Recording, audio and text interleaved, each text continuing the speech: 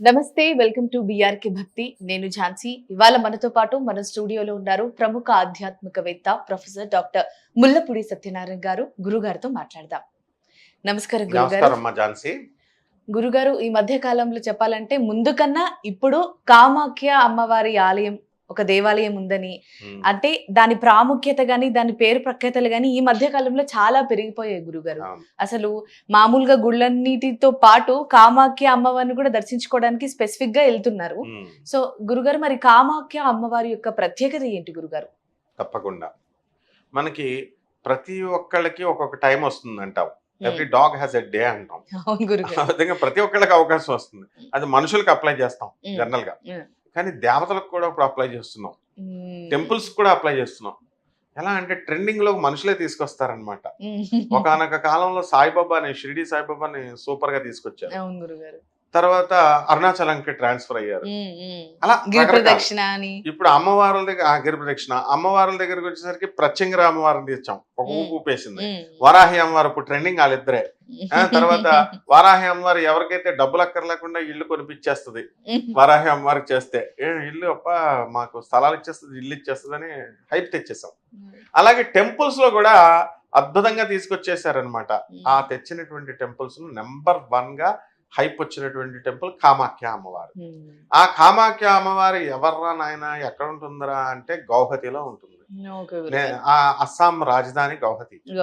దానికి ఒక railway station నుంచి మనకి ఒక 10 కిలోమీటర్లు 12 కిలోమీటర్ల దూరంలో ఉంటుంది. అక్కడ అంబుబాచి అని ఒక ఫంక్షన్ జరుగుతుంది. అంబుబాచి అంటే అసలు ఈ అమ్మవారు అసలు ఎలా పుట్టింది అన్నది ఫస్ట్ రావాలి. సతీదేవి దక్ష ప్రజాపతి వాళ్ళ నాన్న కదా, ఆయన శివుణ్ణి పిలవకుండా నిరీశ్వర యాగం చేస్తున్నాడు. శివుణ్ణి కావాలని బూతులు తిడతాడు అనమాట దక్ష ప్రజాపతి. ఇన్సల్ట్. ఎందుకని ఆయనకి శివుడికి కాంపిటీషన్ వచ్చింది. విష్ణువుకి ఇప్పుడు మనకి దేవుళ్ళని మన కోరిక తెచ్చకపోతే బ్లాక్ మెయిలింగ్ చేస్తాం, నువ్వు కాకపోతే ఇంకోళ్ళ దగ్గరికి వెళ్తావు అన్నట్టు విష్ణుమూర్తి పార్టీలో చేరిపోయి శివుడిని బ్లాక్ మెయిల్ చేయడం మొదలెట్టాడు. తిట్టడం అన్నాడు, ఇంకా కసి ఆపుకోలేక. అసలు శివుడి వల్లే దక్షుడు పుట్టాడు. అలాంటిది తండ్రినే విమర్శించడం ఇలా చేస్తుంటే అది తట్టుకోలేక పాపం సతీదేవి బొటన వేలిని ఇలాగా రాసుకుని ఆత్మహత్య చేసేసుకుంది, సుసైడ్.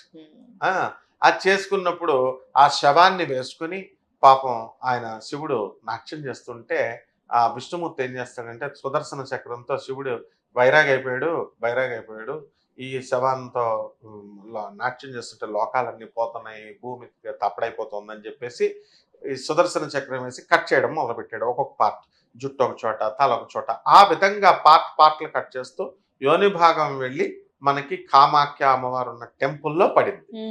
దాన్ని యోని పీఠము అని అంటాం అన్నమాట. అక్కడ ఏముండదు, అక్కడ ఒక రాయిలాగా ఉంటుంది, యోని ఆకారంలో గుండ్రంగా ఉంటుంది.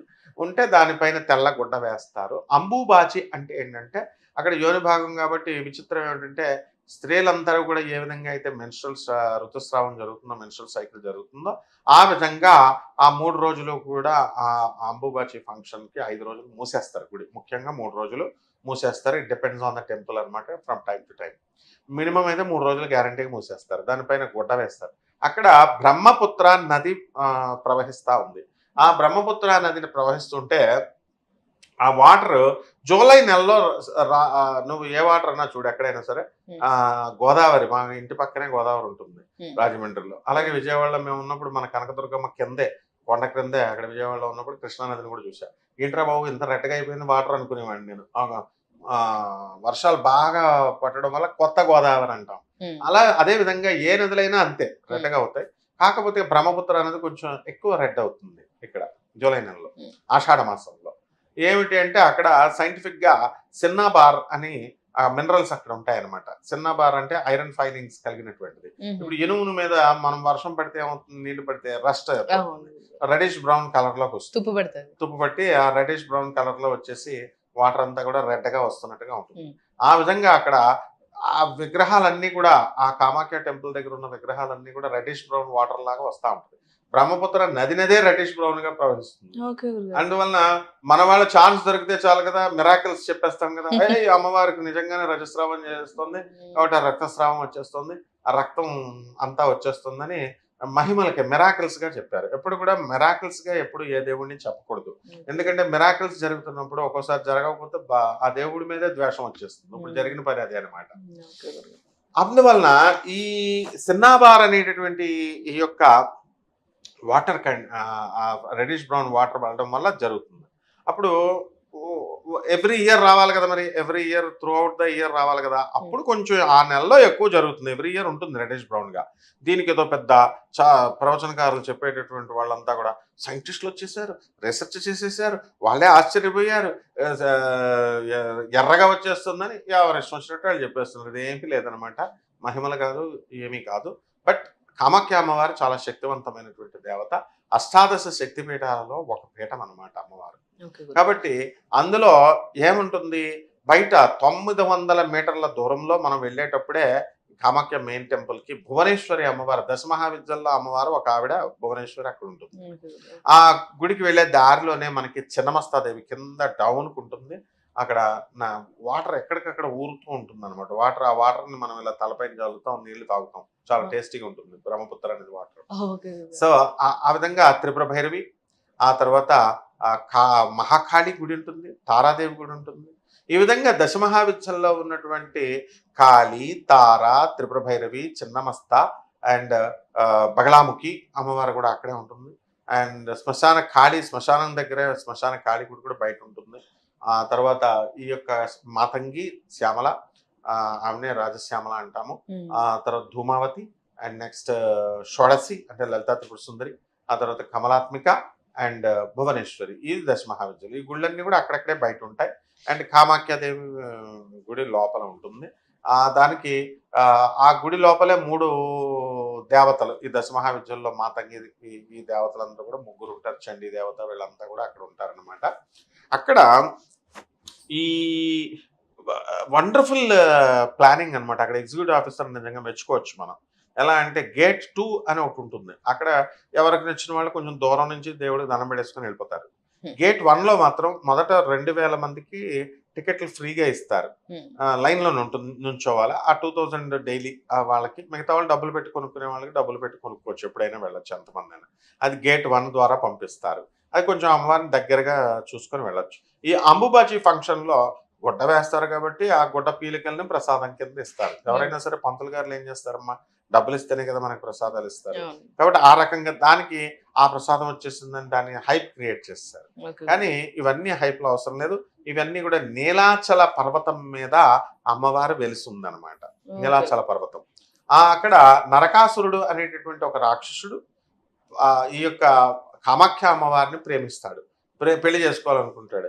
ఎక్కడైనా రాక్షసుడు అమ్మవారిని ప్రేమిస్తే ఎట్లా? తల్లి ఆమె, అందరికీ తల్లి. తల్లిని ప్రేమించకూడదు కదా. తల్లిని మాతృభావంతో యాదేవి సర్వభూతేషు మాతృరూపేణ సంస్థిత నమస్తస్యే నమస్తస్యే నమస్తస్యే నమో నమః అని తల్లి రూపంలో ప్రేమించాలి. వీడికి కామాంధుడు అనమాట, లస్ట్ ఫెలో వీడు. కాబట్టి పెళ్లి చేసుకుంటానంటే ఆవిడ ఏం చేస్తుంది, అమ్మవారు కూడా వీడికి బుద్ధి చెప్పాలా అని చెప్పేసి, సరేరా బాబు నువ్వు కింద నుంచి మెట్లు కట్టుకుంటూ వచ్చే పైకి, ప్రజలకు ఉపయోగపడుతుంది రేపు భక్తులకి అని చెప్పేసి, అది అంతా ఎప్పుడో నీ ఇష్టం వచ్చినంత టైం చూస్తే కుదరదు. నువ్వు తెల్లవారి కోడి కూసే లోపల నువ్వు నిర్మాణం పూర్తయిపోవాలి. తెల్లవారిందా నేను నిన్ను పెళ్లి చేసుకోని అంటుంది. వీడు నిజంగానే కట్టుకుంటూ వచ్చేసాడు, సక్సెస్ అయిపోయాడు. ఇంకా దగ్గరకు వచ్చేస్తున్నసరికి ఇన్ఫర్మేషన్ అమ్మవారికి వచ్చింది, కామాఖ్య అమ్మ వీడు కట్టేస్తున్నాడు. అప్పుడు అమ్మవారు ఏం చేస్తుంది, అమ్మవారు దేవుళ్ళు కూడా మోసాలు చేస్తారు తెలుసా నీకు. దేవుళ్ళు మంచోళ్ళు ఏం కాదు, దేవుళ్ళు రాక్షసులే చెడ్డోళ్ళు ఏం కాదు. దేవుడు కూడా దేవుళ్ళపై వీళ్ళు వృత్రాసురుడు అనేటటువంటి రాక్షసుడిని నురుగులో ఇంద్రుడి యొక్క వజ్రాయుధాన్ని దూర్పేసి అమ్మవారు చంపేస్తుంది. అంటే అంత కపటమే, విష్ణుమాయ అంటాం. అంటే దుష్టులతో ముళ్ళుతో తీస్తాం. అలాగా ఈ యొక్క అమ్మవారు ఏం చేస్తుంది, విల్ఫుల్ గా ప్లేఫుల్ గా ఆడుతుంది వాడితో. తానే కోడిపుంజై కూసేసి సూర్యోదయం కాకముందే వీడేమనుకుంటాడు, నిజంగానే తెల్లవారిపోయిందేమో కూసేసిందంటే యూ హ్యావ్ ఫెయిల్డ్, నువ్వు ఓడిపోయావు అని చెప్పేస్తుంది. అప్పుడు ఓడిపోయాడు, అప్పుడు వదిలేస్తాడు. ఇంకా ఆ ఇన్కంప్లీటెడ్ బ్రిడ్జ్ అక్కడే ఉంటుంది అనమాట. ఈ విధంగా అమ్మవారికి దశమహావిద్యల అమ్మవార్లు అక్కడే ఉన్నారు. కామాఖ్య అమ్మవారికి ప్రత్యేకించి ఒక రూపం ఉండదన్నమాట. ఏదో మామూలుగా ఒక విగ్రహంలాగా పెడతారు. అంటే భస్మమైపోయినటువంటి కామాన్ని కామాఖ్య అంటే ఏంటి? కోరికలను తీర్చేటటువంటిది. ఏ విధమైనటువంటి కోరికలైనా సరే ఆమె తీర్చేస్తుంది అని చెప్పి హైప్ క్రియేట్ చేసేస్తున్నారు. ఓకే గురుగారు, మరి కామాఖ్య అమ్మవారికి ఏదైనా స్పెషల్ డే కానీ స్పెషల్ నెల కానీ, అంటే ఈ నెలలో ఖచ్చితంగా చెయ్యాలి అట్లా ఏమైనా ఉందా గురుగారు? ఆషాఢ మాసం. ఆషాఢ మాసం. ఆషాఢ మాసంలో అమ్మవార్లు ఎవ్వరికైనా సరే సారెలు పెడతాం. మీ అందరికి సారెలు పెడుతున్నట్టుగా నైవేద్యాలు, పళ్ళు, చీరలు పెడతారు. ఏవైనా పెట్టొచ్చు గురుగారు? స్పెషల్ ప్రసాదాలు గానీ అలా తీసుకెళ్లాలా? దేవుడికి ప్రసాదాలు ఏమి ఉండవు. అట్లా ఏముంటాయి? కృష్ణుడు భగవద్గీతలో క్లియర్ గా చెప్పాడు. ఏమని చెప్పాడు? పత్రం, పుష్పం, ఫలం, తోయం, ఆకు, పువ్వు, పండు, లేదా ఏది లేకపోతే గ్లాస్ నీళ్ళని. మనం తినేస్తాం కాబట్టి మనం ఏం చేస్తాం? దద్దోజనం, చక్కెర పొంగలి, వడలు, పాయసాన్న ప్రియ అస్వస్థ పశులోక భయంకరి లలిత శాసనంలో చెప్పాం. పాయసాన్నం వండండి, పెట్టండి. తర్వాత దీన్ని స్నిగ్ధౌధన ప్రియ నెయ్యి పెట్టండి, దాని మీద ఏది పెట్టినా అన్నాం. ఇంకా డెవలప్మెంట్, మరి ఇంకోటి డెవలప్మెంట్ ఉంది. ఈ సరిపోనట్టు మటన్, చికెన్ అని చిన్న చిన్న ముద్దుగా ఉంటాయి మేకలు, 6,000 రూపాయల మేకలు. ఆ మేకలు తీసుకొచ్చి బలిచ్చేస్తారు. ఆ తర్వాత పావురాయలు ఉంటాయి అక్కడే, పాపం ఆయన నమ్మి ఆ గుళ్ళ మీద తిరుగుతుంటే వాటిని పట్టేసుకొని అమ్మేస్తారు.